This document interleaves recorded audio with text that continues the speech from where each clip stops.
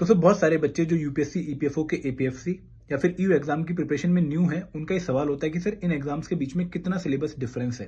तो यहाँ पर मैं आप लोगों को बताना चाहूंगा कि अगर आप एपीएफसी एग्जाम की प्रिपरेशन कर रहे हो तो आप ऑटोमेटिकली ईयू एग्जाम की प्रिपरेशन कर रहे हो।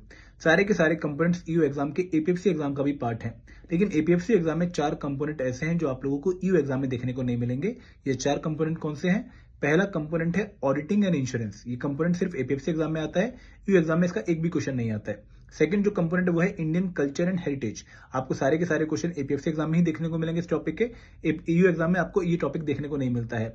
थर्ड टॉपिक है स्टेट कंपोनेंट, अगेन सिर्फ एपीएफसी एग्जाम का ये पार्ट है। और चौथा कंपोनेंट है पॉपुलेशन डेवलपमेंट एंड ग्लोबलाइजेशन। ये आपको सिर्फ अगेन ईयू एग्जाम में, एपीएफसी एग्जाम में देखने को मिलेगा, ईयू एग्जाम में ये कंपोनेंट नहीं आता है। तो एपीएफसी एग्जाम का जो सिलेबस है वो एक लार्जर सेट है जिसके अंदर ऑटोमेटिकली ईयू एग्जाम का सिलेबस कवर हो रहा है। तो आप लोगों को प्रिपरेशन एपीएफसी एग्जाम की करनी है, और अगर वो प्रिपरेशन आप कर लेते हैं तो ऑटोमेटिकली आप ईयू के लिए रेडी हो जाएंगे। तो सिलेबस डिफरेंस क्या है कि भाई एपीएफसी का सिलेबस बड़ा है जहां पर 4 एक्स्ट्रा कंपोनेंट है, बाकी सारा का सारा सिलेबस वहां पर भी ईओ वाला ही है। ठीक है, अब आपको शायद क्लैरिटी मिल गई होगी। Thank you very much.